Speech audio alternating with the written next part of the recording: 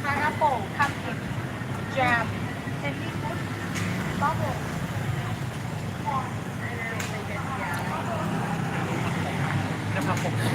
Sorry, Chili. Honestly, that had so many bits and bobs that I needed to do to get through onto this. And it kept saying that I hadn't done something, so it took me a while. It's just you and me at the moment. It's like you've hired me as a personal walking tour for you. But I appreciate it. Right, we're gonna cross while we can. There isn't too much more up this way, but I am gonna go down one of the side streets here, and then we will meander back down through, but on the other side. And I may even go back up. I do need to actually check this place out. Chop Chop Cook Shop is been opened by a famous chef here, I think, and it's meant to be pretty good. Oh, here we go. You'll love this, Chili. Do you want to see me go into KFC? I know you do. I'm not. There's nothing down this street. We're going. Right. We're going back into the fray once again.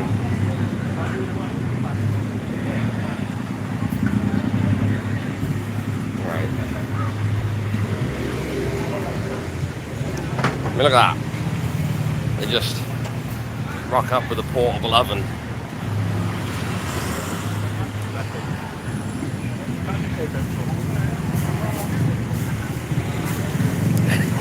Don't worry, I wasn't going, Chili.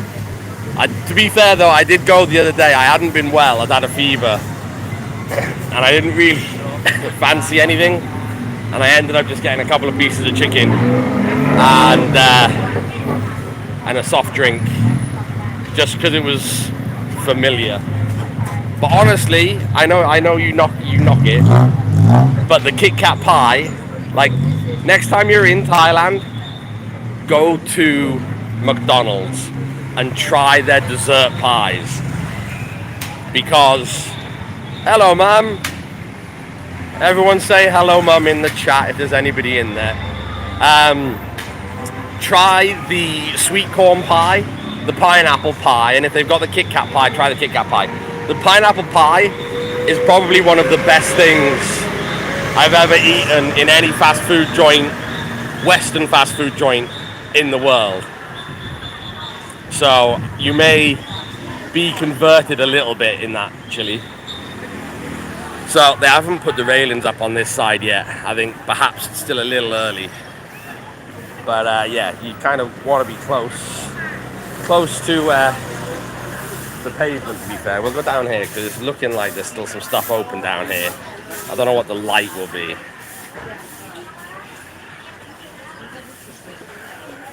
I think some of this is still open for the next sort of hour or so. There you go, I'll hold you to that, Chili. Because if you don't, I'll come and find you and I'll bring you one.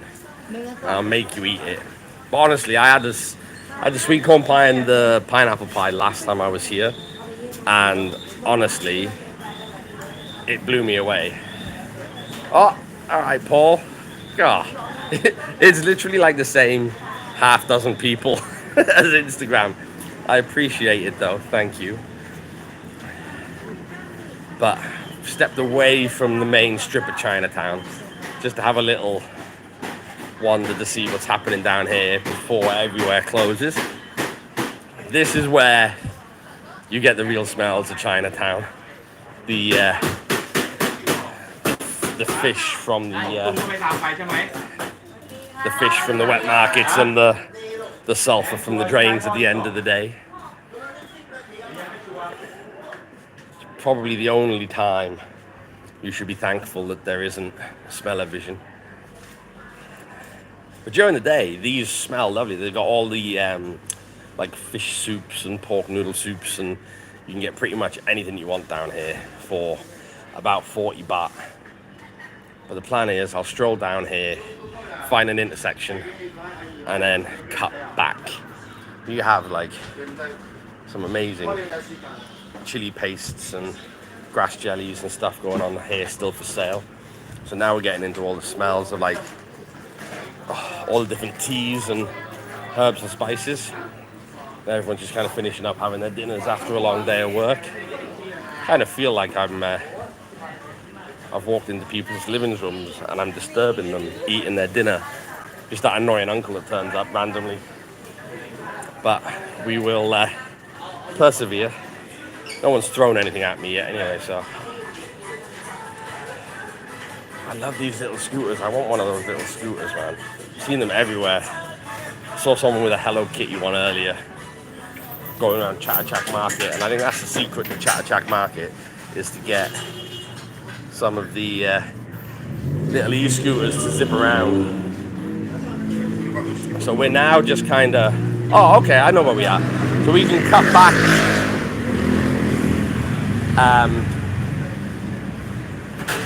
No, I don't know where we are. We'll go down the next road and then cut back up again.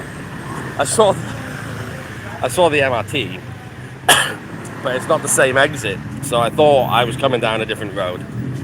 But hey ho. Oh, okay. Which one of you three has liked the video? And which two haven't? I am watching. Only joking. Well, I am watching, but only joking on the likes. It's see, this isn't this isn't Chinatown. A bit further down here, you've got a little shopping mall that says "I'm Chinatown," and I can assure you, it really isn't Chinatown. It's got Korean fried chicken. It's got cheers, Paul. Cheers for the like. Not to call you out, Mum, but does that mean you're watching my video and you haven't liked it? Mother, what's going on?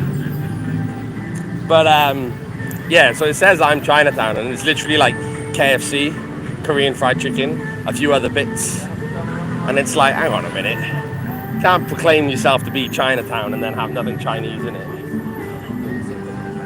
This is the MRT station I thought it was, so we're gonna go down this way.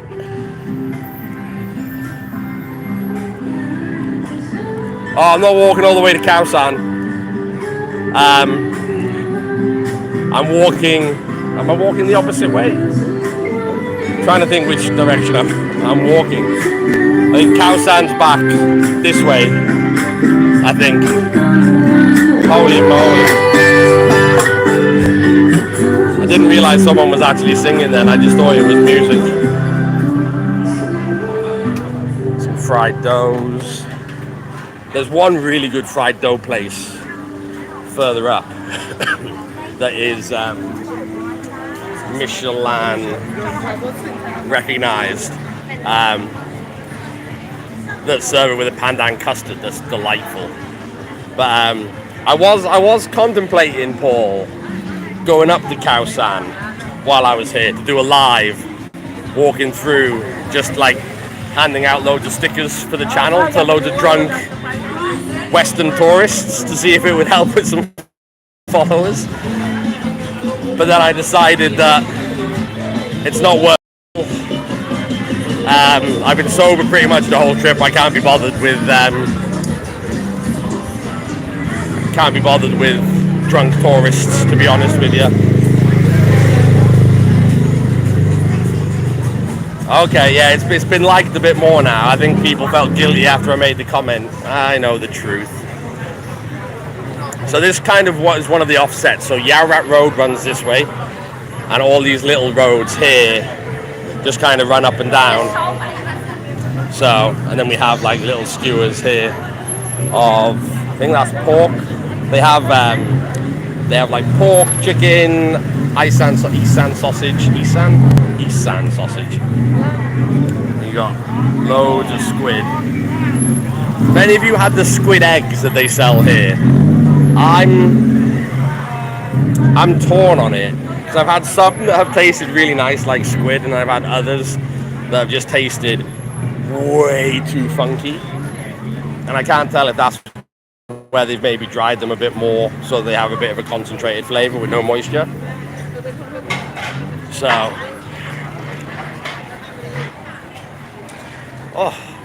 it's a good job that the camera's facing away, because my forehead is probably visible from space for how shiny it is right about now, I'll be honest with you.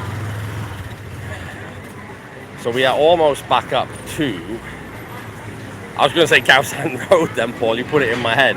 Back up to Yaorat Road. And then we can turn back down to the left. So here's a place to sell some bird's nest. Never quite understood the fascination of it.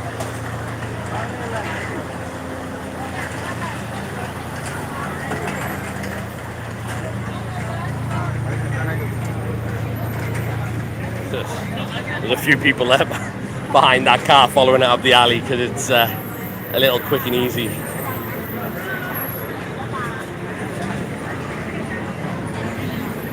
You know, the little pineapples here are lovely. Oh, I now have a river literally running down my back. Not that any of you asked to know those kind of details, but since I'm sharing, I will share unfiltered. Oh, good job it's a black t-shirt, you won't see the leaks.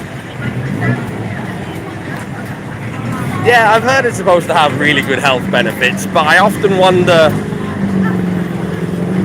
how much health benefits they really have, and whether it's just like a lot of the medicinals are, you know, whether they're accurate or not.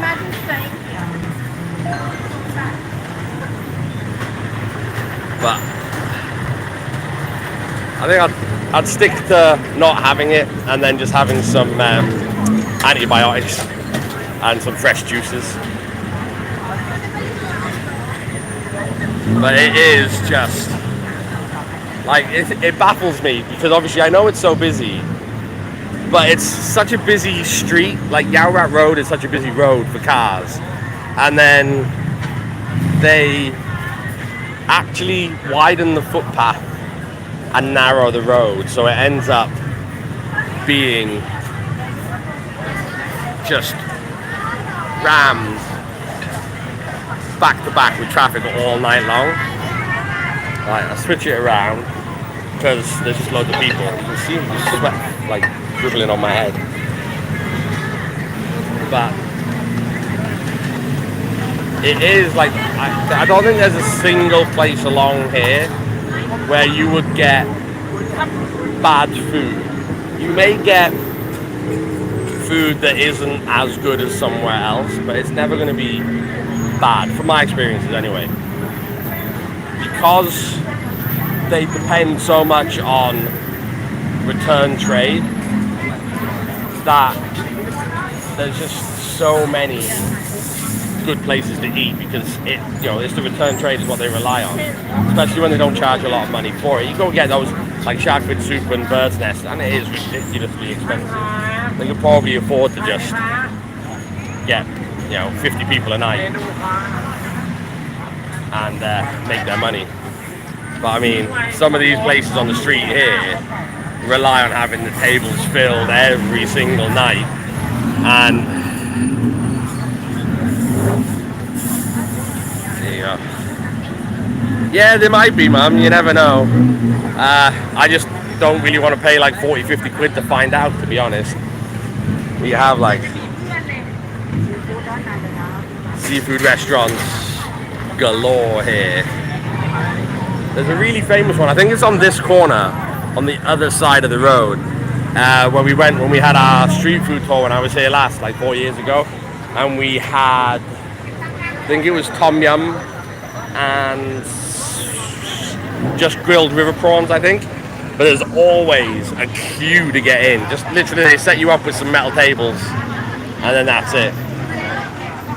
And you have like amazing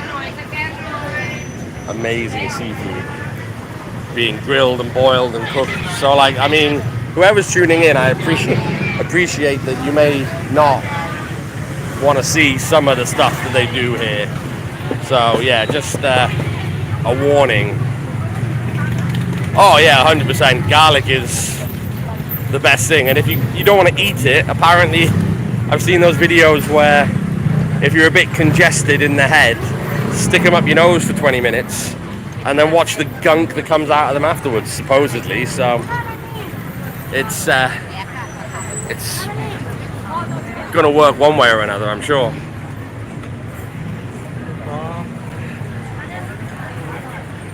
Had a little moment there with the other guy filming then, camera to camera. The cameras met each other's eyes. So we're coming down towards the bottom here now. I'm going to probably try and go for about 30, maybe even 40 minutes on here today. So I'll probably cross over and come back up again on the other side, the side that I did on Instagram. This is crazy as well, that you have like the kitchens and you just kind of... I know that's why they set the pavement, the road up wide like that, is to avoid people walking in between the kitchen and the restaurant as well, so that there's less traffic, so it's easier for them to manage their restaurants. But it's fun. So, is that because I've got a funny accent, Paul?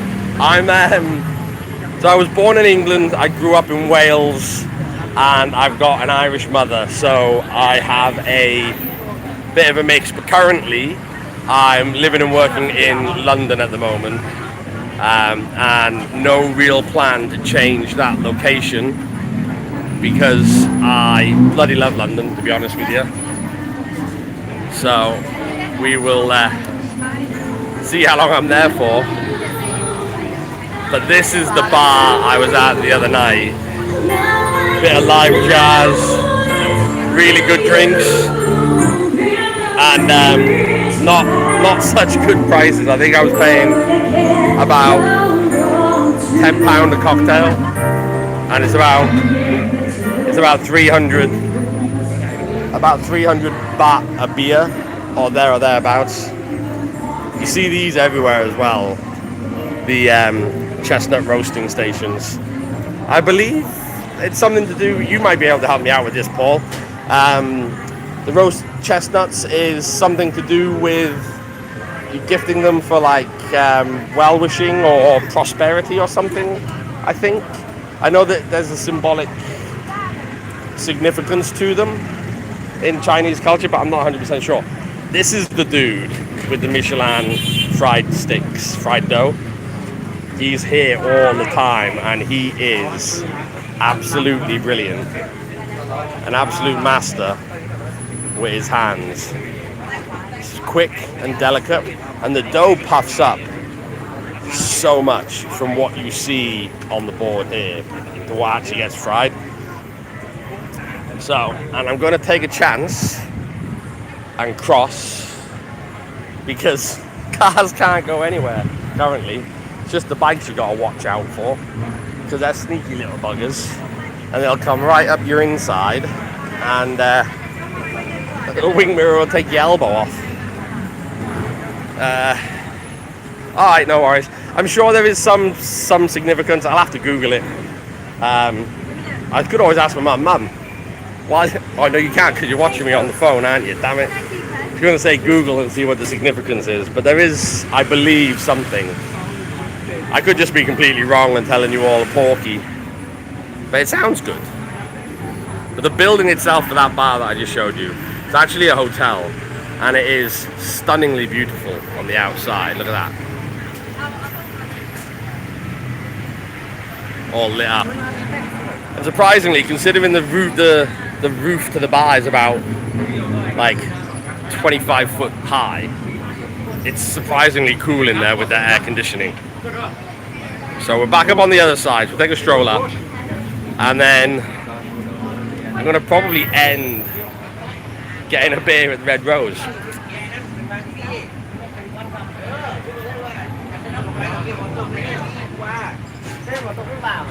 But I do love this part of like Bangkok. I think it doesn't matter where I end up. Like if I was to go up to Khao San Road, if I was to go over to Nana or Sukhumvit or anywhere in Bangkok, I think I always end up meandering back this way just because I love how lively it is of an evening. Like I love that hustle and bustle. Love being able to escape, go into like Lumpini Park, have a walk around, chill out somewhere there where it's quieter. But ultimately, I love the hustle and bustle of this part of town. So I just always end up walking up and down. I sometimes just end up being here, not eating anything, just literally walking. Hello, Giga Chad. You're not the Giga Chad, are you? I didn't know the Giga Chad followed me. But if you are the Giga Chad, appreciate it. Hope you're enjoying a little walk around Chinatown with me.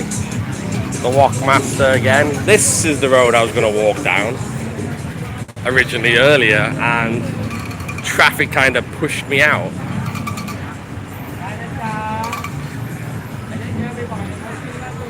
Oyster and seafood bar. It might not be the street actually. Some of those oysters are massive. Oh, it isn't the street. Okay.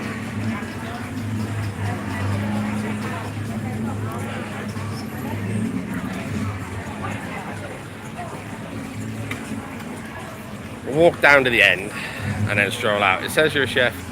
What's your favorite dish to make? No, I'm not the Giga. Oh, so if you're not the Giga Chad, I might not answer you. No, I'm only joking. I am a chef. My favorite dish to make. Oh, I mean that's tough because the majority of the time when I'm cooking or wherever it is that I cook, I tend to try and make a different dish all the time. So where I am now, the Waterman's, I've been there for a year and a half, and there's literally maybe only 3 or 4 dishes that we've had on the menu that we've taken off and then gone back to. So I always try and do something different.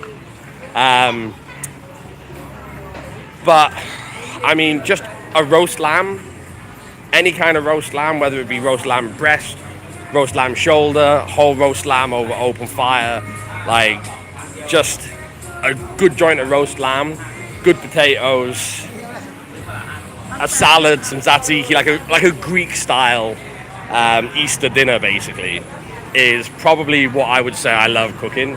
Just kind of stick the lamb over the top of the potatoes, good rub of oil, salt, pepper, garlic, let it cook really low and slow for about 4 or 5 hours. Potatoes get a little soft underneath where all the oil and the fat's dripped, and then the tops get super crispy. And then the lamb is like crispy skin, fall apart tender, still super moist. And yeah, you have that with like some grilled spicy peppers, some tzatziki, and it's like, oh, yeah, man. I'm glad then that it's making you hungry, because I've always said that my secret power is making people hungry just by talking, so my superpower remains intact. Italian food, Paul. Okay. Are you a pasta person, or more of a pizza person, or something along the lines of like gnocchi or rice based rather, or is it just all Italian food? And I would say I love cooking sweets or like making desserts and pastries, but I would say it's not my strongest skill set. Savory is my strongest skill set. Nice, Paul. Just open yourself up a little stall. Make a little pop-up pasta stall somewhere. Go back here in like 5 years' time and you've created a little Italy. Nice. See, that's the thing. The tomatoes here are incredible as well. I should imagine you'd be able to make really good tomato-based sauces with the quality of tomatoes in Bangkok. Oh well, in Thailand in general, they're really, really nice. Even I like some of them. Whoa. It is crazy how there's so many places to eat along here and queues. So this is the one I passed earlier on Instagram. And I said it's really popular for their crispy pork and hand-rolled noodle soup. And that's like a clear broth, super peppery, a little bit of water spinach and coriander in there. And the queue is massive. The restaurant's full and the queue is probably like 30 deep. Oh, you know what? Any type of a souffle, Giga Chad, they're tricky. You have to be very, very sort of strict with like the temperature of the oven. If you're working somewhere and you're making them, the oven has to always be consistently at the same temperature. You can't go in and out too often because it loses heat and they collapse. So I would say as a chef, souffles are my pain in the butt. Yeah, Paul, I went down to what's it called? Ongang Walking Street the other day on the canal, and there's loads of Indian eateries and Indian restaurants down there. I went in search of a really good biryani, but I actually think I was down there a bit too late in the day, and a lot of the places were finishing up.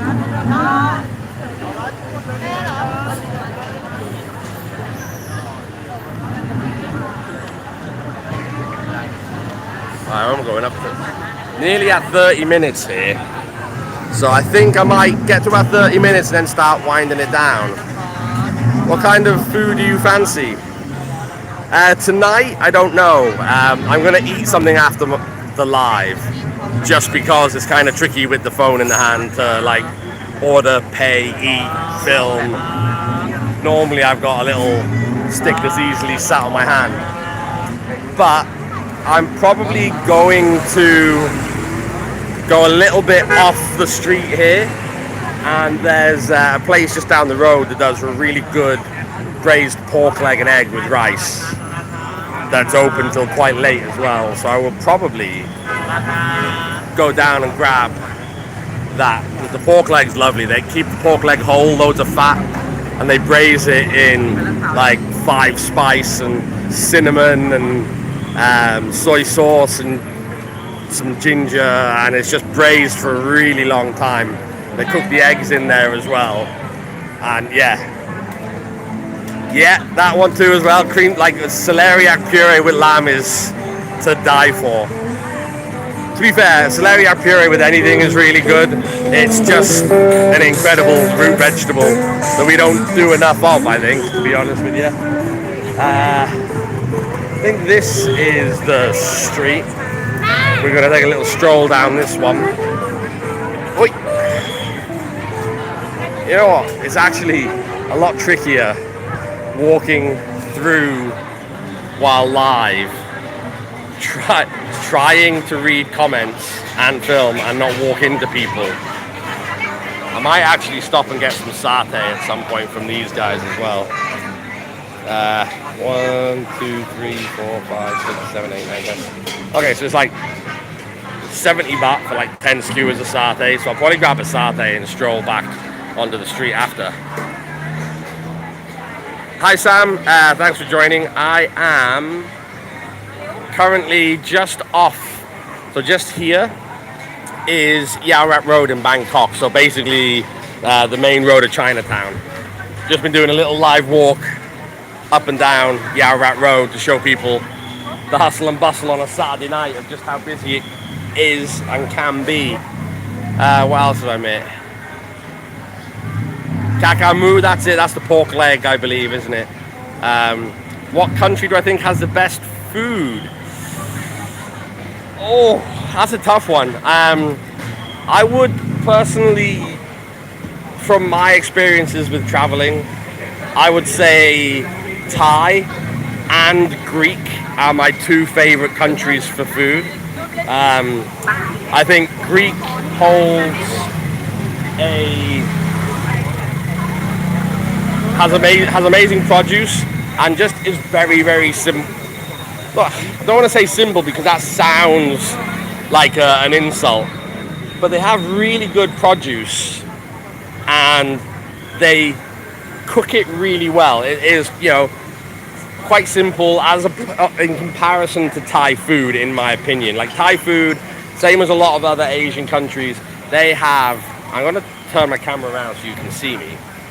But I think what Asian countries, including Thailand, do so well is a balance of sweet, salty, spicy, the incorporation even of things like dried shrimp in a dessert.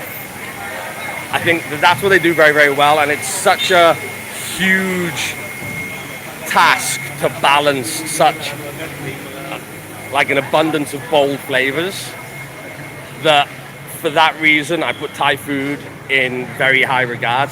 Then with Greek food, it's just a high quality. So like you take a really nice young lamb, high quality olive oil, some salt and some pepper, some really good coals, a bit of love and care, and just let the ingredient kind of sing. Whereas here, they do that on the grill. They put squid on the grill and they let the squid taste of squid.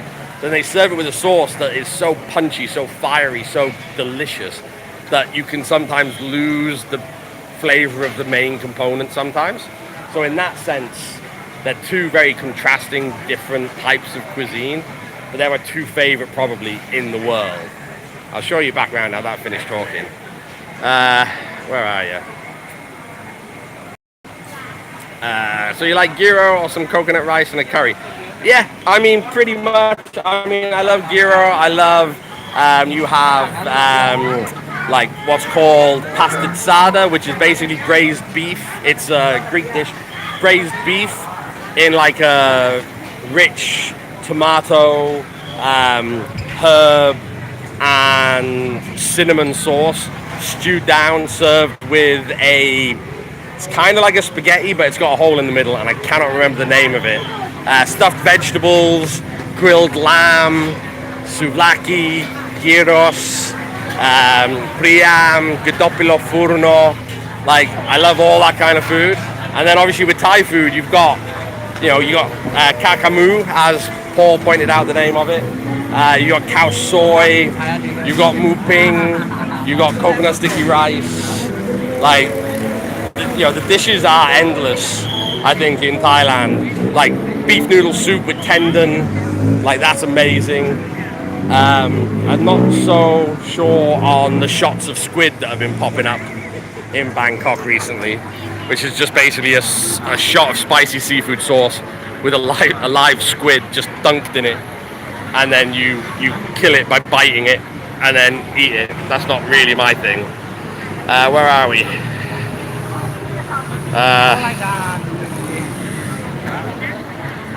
Catch you soon, Chile. I think I'm probably missed you. You've probably already gone. So is it hot in Bangkok right now? It's currently about 30 degrees and the humidity is in the high 60s, and that is at 7:30 at night. It doesn't really get much below 25, 26 at the moment, with a high of about 35, 36 most days and very little rain. A good garnish. So, like when you say garnish, do you just mean a little sprinkle of something on a dish to give it a color, or do you mean like an accompaniment, like a vegetable or a rice, or? So I think with either answer, it really depends on what you're serving. A curry goes well with rice, and that's kind of just how it's always been done, that kind of thing. I mean, it's one of those things. I don't think a garnish really, to me, a garnish is just something you put on the top for the sake of putting it on the top. I tend not to garnish any of my dishes with, I hate sprinkles of like chopped parsley and stuff like that, or like micro herbs that don't provide a flavor. I mean, ultimately, if your dish is at a point that it needs a garnish to elevate it, then your dish is probably not good enough to serve in the first place. But I'm a fan of coriander. I like coriander. I think it provides a good flavor to a dish. Same as when you're having certain bowls of ramen or certain bowls of high fatty foods, some kind of acid, so like a citrus or even an onion, can help cut through the fat. So as long as it's something that balances and is opposite to what's in the dish, I think you don't want to serve a fat with a fat. Otherwise you end up with a texture in the mouth and a feeling in the mouth that's just not good enough. But yeah, I mean, I hope that answers your question. I'm not really sure how else to really explain it. But yeah, it's got to be something, there's a reason that like sweet and sour or hot and cold or, salty and sweet balance well, because you have two contrasting flavors. If you had something salty and garnished it with something salty, it wouldn't really work with the dish. It wouldn't elevate it. So I think something that is counter to what's in the dish helps the balance. Right, I'm at 35 minutes, guys, so I think I'm getting quite thirsty. I am going to jump off the live and end it here.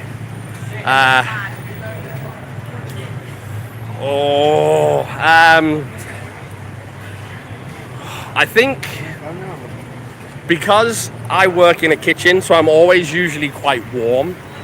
Personally, I think something cold in the summer is better than something hot in the winter, because I never normally really experience that aspect of being cold. So I'm sure if I was to experience that a little bit more, I would probably find that just as good a feeling. But certainly I would say, especially while I'm out here now, having a cold honey lemon tea from the 7-Eleven or a cold Thai milk tea after filming, this has the best feeling on the planet for me. Yeah, they do say hot drinks in hot weather is better because it narrows the gaps between the body temperature and the actual temperature outside. So if you have something hot in the summer when you're hot, in theory it makes you feel cooler. You might sweat a little more at the start, but it will make your body feel cooler. So yeah, because Thai people aren't good on like a lot of, even in Mediterranean countries, the locals tend not to drink really cold things. Like if they go to a 7-Eleven, they want something that's kind of room temperature. They don't like to drink cold drinks, same as they don't like to sort of come into really cold air conditioning. They kind of just have it cooler, not cold, because they believe that makes you have a higher chance of being ill. I'm a summer person. I'd rather be way too hot than way too cold. I don't mind the cold. I'm so used to the English cold that I think it sucks. It's not cold enough to be like cold. It's just wet and miserable.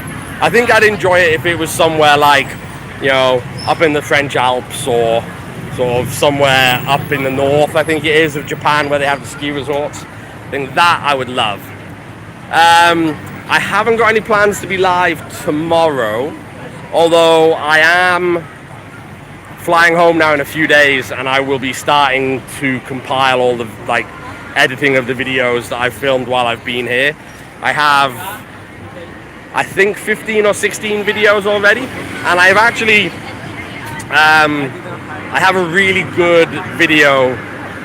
I haven't edited it yet, but I have a really good video coming with a few channels in Thailand called The Native Farang, Mike Kit, I think his name is Kit. Anyway, the Roman cook Gary Butler, and Danny and Diggy. We all got together the other day and we went on a food tour, sorted out by Chinatown Bangkok. And honestly, it's the first time I filmed with any other YouTubers, and it was an amazing experience. They were all really, really nice. And actually, Native Farang already has his video out of that food tour if you want to go check it out. Because it was really good, to be fair. I think it was probably, I'm gonna say, some of my finest work, but he filmed, I was in the video while filming my video. So, but it's worth going and checking it out. Yeah, definitely, Paul. I will drop you a message once I get finished up here and I grab myself a drink and I sit down somewhere and I'll drop you a text to see about doing something. And then that's it. Yeah. So cheers, guys. That's 40 minutes. So I'm going to end it for sure because it's taking ages. So thank you very much. Giga Chat, thanks for all the questions. It's actually really nice to have somebody be so interactive on the channel.